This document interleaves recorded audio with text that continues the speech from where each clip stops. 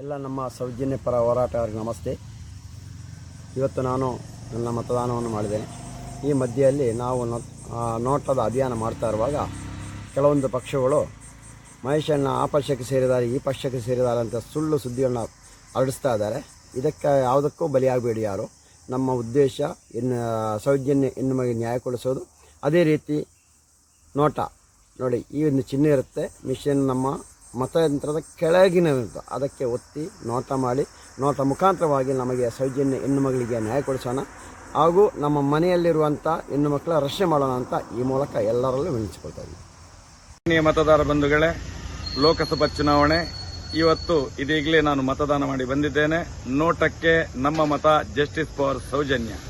ಎಲ್ಲರೂ ಮತದಾನ ಮಾಡಿ ಸತ್ಯದ, ಧರ್ಮದ, ನ್ಯಾಯವನ್ನು ಎತ್ತಿ ಹಿಡಿಯಲಿಕ್ಕೋಸ್ಕರ ದೇಶದೆಲ್ಲೆಡೆ ಮತದಾನ ಮಾಡಿ, ನೋಟಕ್ಕೆ ಮತದಾನ ಮಾಡಿ.